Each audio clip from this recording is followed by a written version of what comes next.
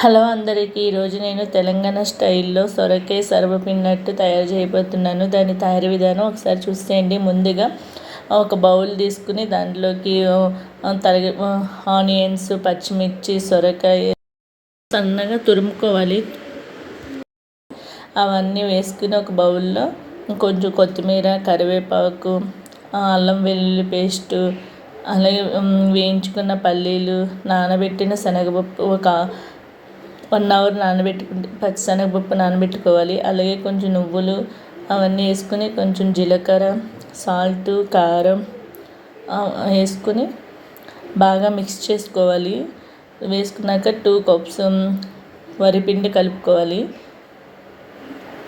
కొంచెం లైట్గా వాటర్ వేసుకుంటూ మెత్తగా చపాతీ పిండిలాగా కలుపుకొని బాగా మ్యాష్ చేసుకోవాలి. చపాతీ పిండిలా కలుపుకోవాలి. మొత్తం అంతా కలుపుకొని కొంచెం ఆయిల్ కూడా యాడ్ చేసుకోవాలి. యాడ్ చేసుకుని ఒక చపాతీ ముద్దలాగా కలిపేసుకుని ప్యానం పెట్టుకుని దాని మీద కొంచెం ఆయిల్ రాసి వేడి చేసుకున్న ఆయిల్ని అలా ముద్దగా కలుపుకున్న దాన్ని పల్చగా ఒత్తుకోవాలి. చపాతీలాగా పల్చగా వేసుకోవాలి. మొత్తం అంతా స్ప్రెడ్ చేసుకుని పల్చగా కలుపుకుని మధ్యలో కొంచెం హోల్స్ పెట్టుకోవాలి. నూనె అంతా అబ్జర్వ్ చేసుకుంటుంది. దాంట్లో బాగా క్రిస్పీగా వేగుతాయి. చాలా బాగుంటుంది టేస్ట్ అయితే. మీరు కూడా ఒకసారి ట్రై చేయండి. అలా ఒకదానికొకటి అన్నీ వేయించుకోవాలి. సిమ్లో పెట్టుకుని మూత పెట్టేసి బాగా వేయించుకోవాలి. 2 సైడ్స్ కూడా బాగా వేయించుకోవాలి.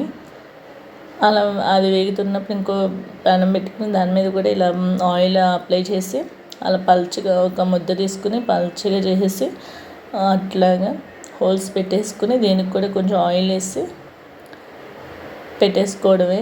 అలా మొత్తం అన్నీ కాల్చేసుకోవాలి. సిమ్లో పెట్టుకుని బాగా వేయించుకోవాలి. దీనికి ఆయిల్ కూడా ఎక్కువ అవసరం లేదు, కొంచెం లైట్గా వేస్తే సరిపోతుంది.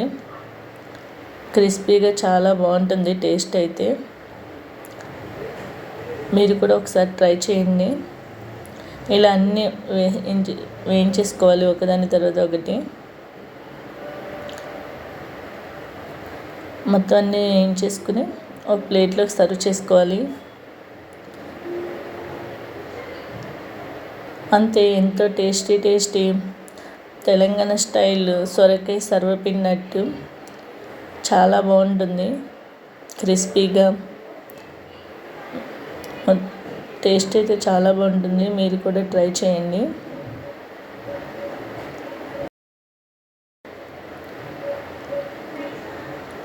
చూడండి ఎంత క్రిస్పీగా వచ్చినాయి.